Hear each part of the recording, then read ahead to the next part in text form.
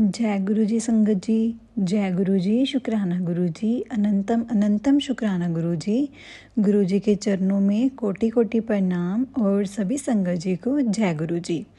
जय गुरु जी संगत जी। संगत जी, गुरु जी की कृपा से इस चैनल के माध्यम से आपको सत्संग सुनाए जाएंगे। गुरु जी की ब्लेसिंग्स लेने के लिए और सत्संग सुनने के लिए गुरु जी के सत्संग चैनल को सब्सक्राइब करें और बेल नोटिफिकेशन को भी ऑन कर लें। संगत जी, आज का जो सत्संग है वो भी ओल्ड संगत का ही सत्संग है। और संगत जी, अगर आपने भी अपना सत्संग हमारे साथ या संगत जी के साथ शेयर करना हो तो आप डिस्क्रिप्शन में दिए गए व्हाट्सएप नंबर या फिर जीमेल आईडी पे हमें लिख कर रिकॉर्ड करके या वीडियो बनाकर हमें भेज सकते हैं। गुरु जी की कृपा से आपका सत्संग भी संगत जी के साथ जरूर शेयर किया जाएगा। तो संगत जी, आज का सत्संग भी हम शुरू करते हैं। सत्संग को शुरू करने से पहले गुरु जी के चरणों में कोटि कोटि प्रणाम और सभी संगत जी को जय गुरु जी। जय गुरु जी संगत जी। आंटी जी ने ये बात बताई है 2010 की। 2010 में जब आंटी ने बात बताई तो वो आंटी अपने उससे पहले की बात बताती है कि पिछले 2 सालों से आंटी जी की जो सहेली थी नूतन, आंटी जी कहते हैं मुझे उसके साथ शिवरात्रि पर बड़े मंदिर चलने को कह रही थी।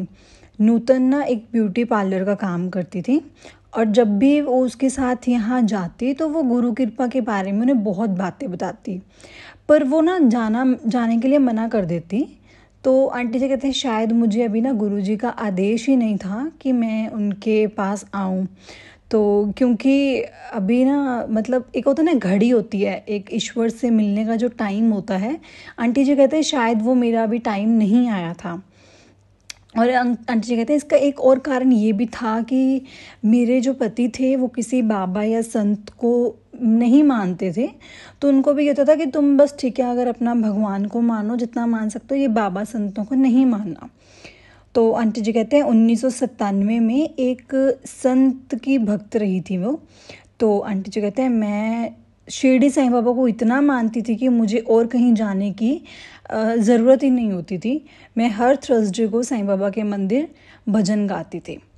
तो आंटी जी अब बताते हैं कि उनकी जर्नी कैसे स्टार्ट हुई थी। तो आंटी जी कहते हैं गुरु जी के बारे में नूतन ने इतना मुझे बताया, इतनी चीज़ें उनको बताई, इतना निराला वर्णन सुनकर मुझे गुरु जी की ना दूरदर्शन करने की इच्छा हुई। पर मैं जानती थी कि मेरे पति को लेकर जाना इतना आसान नहीं होगा। और मैंने एक आइडिया सोचा कि देखते हैं कुछ ना कुछ ट्राई करके। तो 2006 में आंटी जी कहते हैं कि मेरे बर्थडे के टाइम पे जो 4 अगस्त को होता है, मैंने अपने पति से कहा कि मैं अपना जो बर्थडे है मैं अपने अकॉर्डिंग मनाना चाहूँगी। और मैंने उनसे प्रॉमिस लिया कि जहाँ मैं उन्हें लेके चलूँगी वो वहाँ चलेंगे और जो भी मैं खाने को कहूँगी वो खाएंगे। और फिर मैंने ना उसी टाइम नूतन को फ़ोन किया और उनसे कहा कि उसके घर पे जो शाम को वो 6:45 पे पहुँच जाएं और जहाँ से वो गुरु जी के यहाँ इकट्ठे जाएंगे। तो आंटी जी कहते हैं कि मैं वैसे तो ज़्यादातर दोपहर को नहीं सोती हूँ, पर उस दिन घर के काम करके मैं सो गई और मैंने सपना देखा कि गुरुजी एक ऊंचे आसन पर बैठे हुए हैं और पास ही मैंने ओम और एक ओमकार का चिन्ह देखा और गुरुजी के आसपास एक सुनहरा गरुड़ उड़ रहा था। उस बाद मैं नूतन से मिली तो मैंने उसे अपने सपने के बारे में बताया और वो खुशी के मारे ऊंचे स्वर में बोल पड़ी, गुरुजी मुझसे खुश थे और मिलने से पहले ही उन्होंने मुझे दर्शन दे दिए। तो आंटी जी कहते हैं जब हम मंदिर पहुंचे तो गुरुजी रसोई घर के पास एक लकड़ी के एक साइड बोर्ड पर खड़े हुए थे। नूतन ने गुरुजी से कहा कि वह अपनी एक सहेली को साथ लेकर आई है और गुरुजी ने अपने बड़ी सरलता भरे अंदाज में पंजाबी में पूछा, पक्की के कच्ची? तो वो तो मतलब अच्छी सहेली है, बस यही था। नूतन ने जवाब दिया कि मैं उसकी पक्की सहेली हूँ। तो गुरुजी ने फिर हमारे काम के बारे में पूछा कि कर देने मतलब क्या काम करते हैं। तो आंटी जी कहते हैं हमने जवाब दिया कि हम तो पेशेवर गायक थे। तो गुरुजी ने मुझसे पूछा क्यों जिया गाते हो, मतलब कितना अच्छा गाते हो आप। तो हमने हंसते हुए जवाब दिया कि अब हमारा गाना तो आप सुनेंगे तभी आप हमें बताइए, और फिर आपको पता चल जाएगा। और तो आंटी जी कहते हैं कि जल्दी हमें चाय प्रसाद मिला और मुझे ऐसा लगा जैसे मैंने अमृत पी लिया हो। तो और मेरा गला खराब था, पर जैसे वो मैंने चाय प्रसाद ग्रहण किया तो मेरा दर्द चला गया। फिर गुरुजी अपने कमरे में गए और कुछ देर बाद एक सुंदर चोले में बाहर आए। संगत हॉल में शब्द चल रहे थे और भक्त आते जाते थे, और जन्मदिन मनाने के लिए चुनी गई जगह मेरे पति और बच्चों को अजीब लग रही थी, क्योंकि वो वैसे भी मेरे पति तो इन सब चीज़ों को मानते नहीं थे, और उनको और अधिक जो अजीब चीज़ लग रही थी, जो वहाँ लंगर परोसा गया था। वहाँ पे क्या होता है कि 4 लोगों के साथ वो खाना था। तो मेरे छोटे बेटे ने कुछ भी खाने से मना कर दिया। हमने लंगर किया और गुरुजी से जाने की आज्ञा मांगी। गुरुजी बोले ऐश करो आंटी, और उन्होंने मेरे पति को सोने का ओम लाने को कहा, और यह भी बताया कि उसका वजन कितना हो। और अपनी नादानी में हमने यह सोच लिया कि गुरुजी सबको सोना लाने को कहते होंगे और बहुत सारे पैसे बना लेते होंगे। हमारे मन में ऐसा विचार इसलिए आया क्योंकि इससे पहले हम जितने भी बाबा और संत के पास गए थे, बस उनका बस एक ही उद्देश्य था, पैसे बनाना। तो फिर मैंने नूतन से इसके बारे में बात की और वो बोली कि गुरुजी ने जैसा कहा था हमें वैसा करना चाहिए। बृहस्पतिवार को जब हमने गुरुजी को सोने का ओम दिया तो गुरुजी ने मेरे पति की जन्म तिथि पूछी, और फिर उन्होंने मेरे पति को वह ओम गले में पहनने को बोल दिया। और अपनी हमने बेवकूफ़ी में गुरुजी से यह पूछने की हिम्मत कर ली कि क्या मुझे भी कुछ मिलेगा। तो गुरुजी बोले ओ कमली, इक्को ही कनेक्शन हैगा, मतलब एक ही कनेक्शन है। और यह मेरी समझ से बाहर था। मैं इतनी श्रद्धा के साथ आई थी, मुझे कुछ नहीं मिला, और वहीं मेरे पति जिन्हें बिल्कुल भी श्रद्धा नहीं थी, उन्हें ओम का आशीर्वाद प्राप्त हुआ। फिर गुरुजी ने मेरे पति से पूछा कि वो किस जगह से थे। मेरे पति बोले कि वो जम्मू से थे। और गुरुजी ने मेरी ओर मुड़कर पूछा कि क्या मैं सरदारनी थी, और अंबाला और चंडीगढ़ से थी। तो मैंने मन में सोचा कि गुरुजी कैसे जानते हैं कि मैं अंबाला से थी या चंडीगढ़ से थी, जबकि नूतन को किसी भी बात का नहीं पता। फिर हमने गाया और गुरुजी ने हमें आशीर्वाद दिया। और चलो टाइम से समय बीतता गया और हम बड़े मंदिर शनिवार या रविवार को जाने लगे। तो एक दिन गुरुजी मेरे पति को बोले बाजा लाया, आज तेरा गाना सुनिए, मतलब अपना संगीत वादक ले आओ, आज तुम्हारा गाना सुनेंगे। तो मेरे पति बोले वाद घर पे थे और हम गुड़गांव में रहते थे। अब इस पर गुरुजी बोले गुड़गांव केड़ा पाकिस्तान है, चुक के ले आ बाजा ते आंटी नू इत्थे छड़ दे। मतलब गुरुजी ने कहा कि गुड़गांव कौन सा पाकिस्तान में है, अपने पति को यहीं छोड़ कर जा और अपना बाजा लेकर आ। तो मेरे पति घर के लिए तो निकले, पर मुझे इतने गुस्से से देखा कि मैं डर गई कि आज तो रात को पक्का ही कलेश होगा। तो मेरे पति संगीत वादक लेकर इतनी जल्दी आ गए कि मुझे पूरा यकीन था कि उन्होंने गाड़ी बहुत तेज़ चलाई होगी। फिर हमने लंगर किया और जब कुछ संगत वहाँ रहेगी तो गुरुजी ने हमें गाने को कहा। मैंने एक शब्द और गुरुजी प्रसन्न लग रहे थे, गाया और तो गुरुजी बहुत खुश लग रहे थे। उन्होंने मेरे पति को गज़ल गाने को कहा जो उन्होंने गाई। फिर गुरुजी ने मेरी ओर देखा और मैंने एक और भजन गाया। फिर गुरुजी कहते लता मंगेशकर का पुराना गाना सुनना चाहते थे, तो मैं उसके लिए तैयार नहीं थी और सोच में पड़ गई कि अब मैं क्या गाऊं। तभी मेरी एक नज़र ना एक गाने पर पड़ी जो मैंने अपने साथ एक लिस्ट बनाकर लेकर आई थी, तुम ही मेरे मंदिर, तुम ही मेरी पूजा और तुम ही देवता। मैंने ये गाना गाया। गुरुजी बहुत खुश हुए और बोले कि मेरी आवाज़ बहुत सुरीली है। उनके शब्द थे कुड़ी दी आवाज़ बड़ी मीठी है, मतलब इस लड़की की आवाज़ बहुत मीठी है। और हमने गज़लें गाई और युगल गीत गाए और भी बहुत से गाने गाए।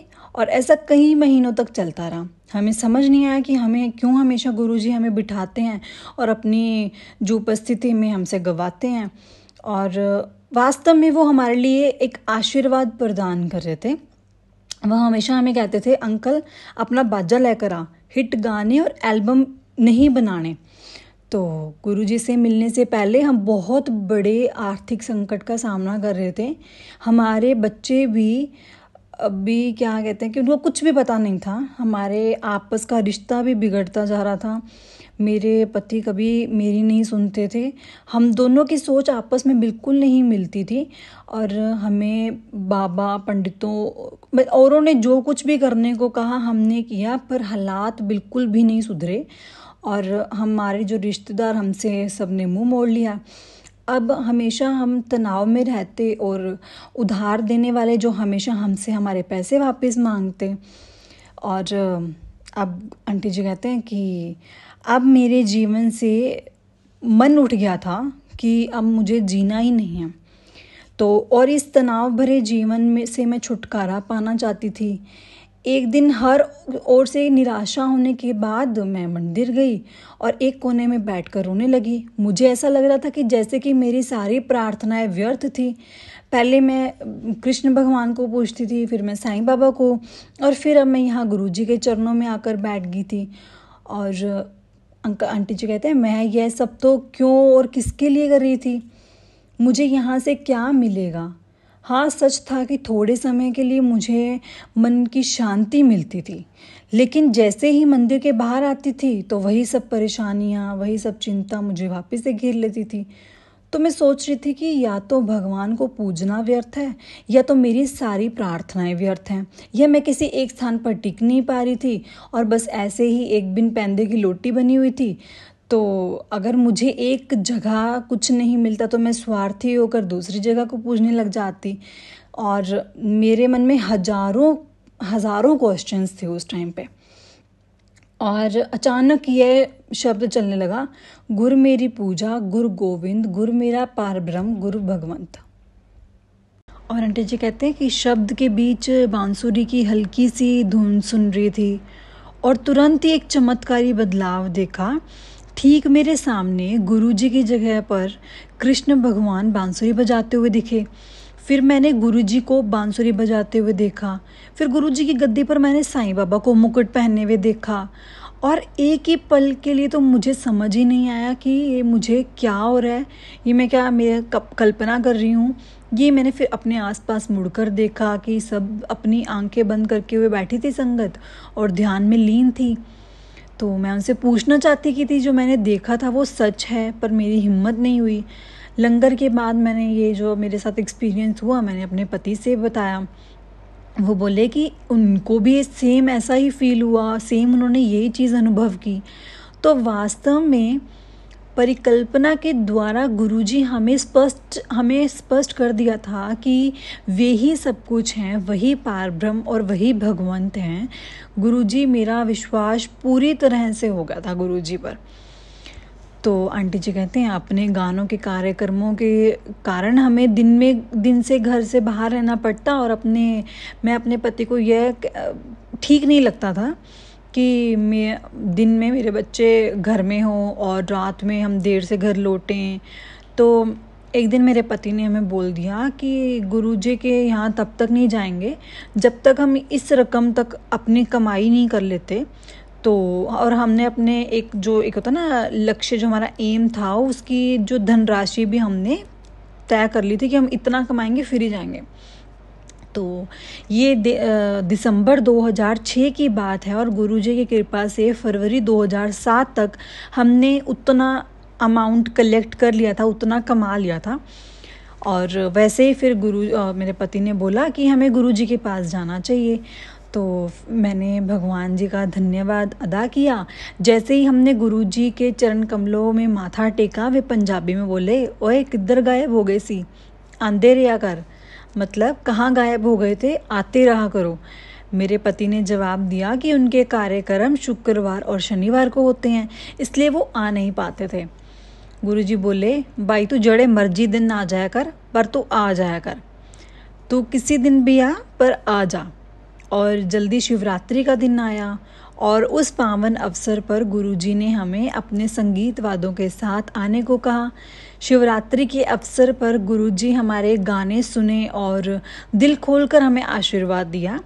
सुबह के करीब 3 बजे थे और मेरे पति सोच रहे थे कि वह घर आकर अब बियर पिएं और उसी क्षण गुरुजी ने मेरे पति की ओर देखा और बोले, मैंने तेरी डायबिटीज़ ठीक कर दी, कल जाकर बियर पी लेना। मेरे पति दंग रह गए इस चीज़ को सुनकर। और जहाँ तक मेरा सवाल था, मेरी सोच थी, गुरुजी ने कहा था कि मेरी आवाज़ सुरीली है, पर कोई काम नहीं मिल पा रहा था। हम घर वापस आए और अगले दिन मुझे मुंबई से फ़ोन आ गया, एक साथी और एक गायक ने एक शान के साथ एक सिंधी फिल्म में गाने का मेरे को ऑफ़र मिला। और ये सवाल का ये इतना अद्भुत जवाब था कि मैं गुरुजी से पूछ रही थी, अगर आपने मुझे बोला है कि मेरी आवाज़ सुरीली है तो मुझे कोई काम क्यों नहीं मिल रहा, तो मुझे कोई काम भी मिलना चाहिए। तो संगत जी, गुरुजी को सब पता होता है कि हमने क्या कैसे करना है।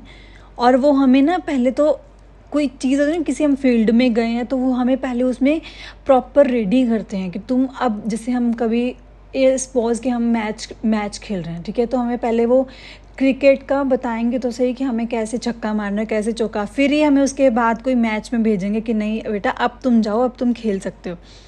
तो संगत जी, गुरुजी को हमारे बारे में सब कुछ पता है। वो हमारे बारे में छोटी से छोटी चीज़ और बड़ी से बड़ी चीज़ जानते हैं और गुरुजी ही पार ब्रह्म हैं। और जो मर्जी रूप में हम गुरुजी को मान लें, हम मान सकते हैं। जय गुरुजी, शुक्राना गुरुजी, अनंतम अनंतम शुक्राना गुरुजी। गुरुजी के चरणों में कोटि कोटि प्रणाम और सभी संगत जी को जय गुरुजी।